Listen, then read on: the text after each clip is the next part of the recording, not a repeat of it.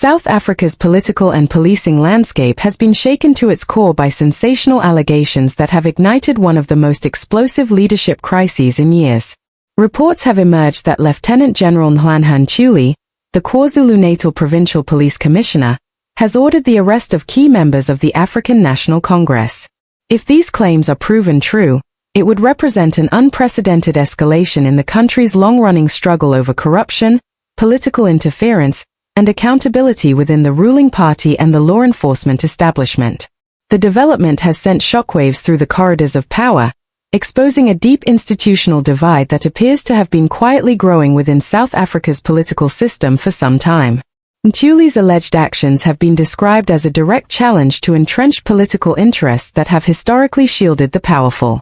South Africa has endured decades of corruption scandals and commissions of inquiry, but never before has a provincial police commissioner taken such a bold public stand against senior political leaders. The very idea that a provincial officer could issue or even contemplate issuing arrest warrants for top ANC figures has raised serious questions about legality, authority, and independence within the country's policing structures.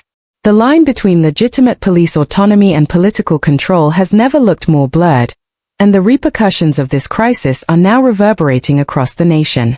At the center of the storm lies Mkhwanazi's explosive accusation against suspended Police Minister Baki Cele's successor, Senam Mchunu.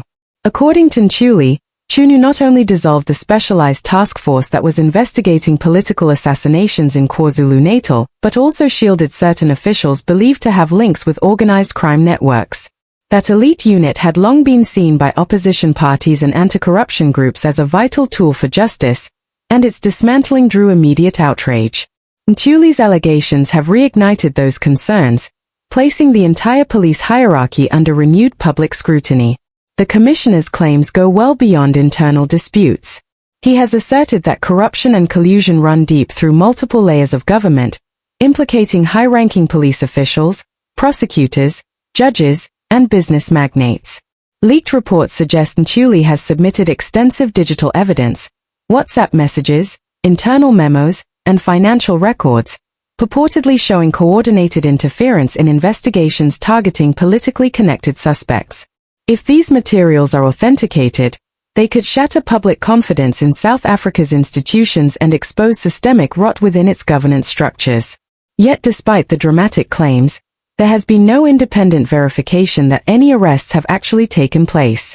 Even so, the mere suggestion of such action has triggered a nationwide political firestorm. Opposition parties are demanding full transparency and publication of all relevant documents, while civil society organizations are calling for an open-ended judicial inquiry into both the allegations and the broader handling of corruption cases in South Africa. The story has quickly dominated news cycles, social media, and talk radio, capturing a nation already exhausted by scandal and distrust. President Cyril Ramaphosa, under immense pressure to stabilize his government and defend his administration's anti-corruption stance, responded swiftly but cautiously. In an emergency address, he announced that Minister Mchunu would be placed on special leave pending the outcome of a judicial commission of inquiry.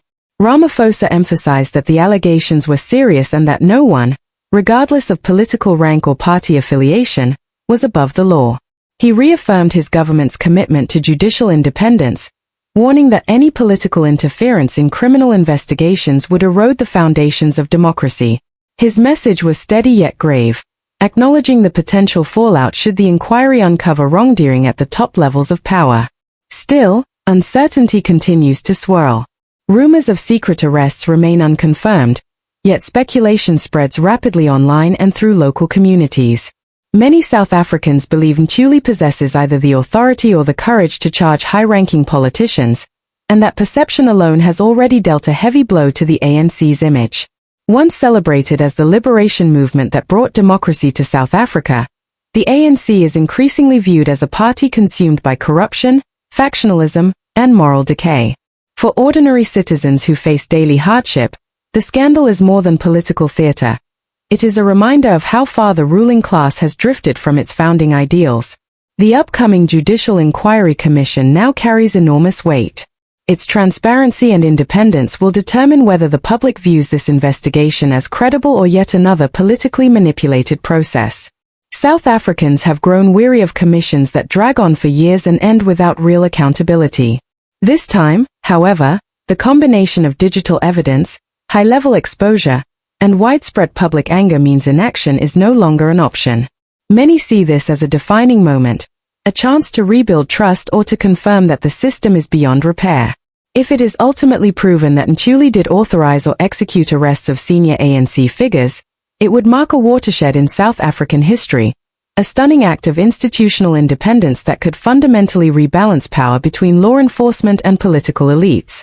The implications would stretch far beyond KwaZulu-Natal, setting a precedent for accountability and possibly inspiring other provinces to confront entrenched corruption networks. Yet it could also provoke fierce backlash from those whose influence depends on controlling policing and judicial mechanisms. Even in the absence of verified arrests, the controversy has placed Nhlanhla in a perilous position. For a police commissioner to openly defy political superiors is either an act of desperation or extraordinary courage. Either way, it has laid bare the deep fractures running through South Africa's leadership, a clash between reformists seeking genuine change and loyalists determined to preserve the status quo. The crisis has also revived debate over police autonomy, an issue that has haunted the nation since the transformation of apartheid's security apparatus into a democratic police service. What is unfolding is not merely a personal feud but a test of South Africa's democratic institutions and their ability to withstand internal decay. The judiciary and investigative bodies now bear the responsibility of proving that the rule of law still matters. Their findings will not only determine the fate of the individuals involved but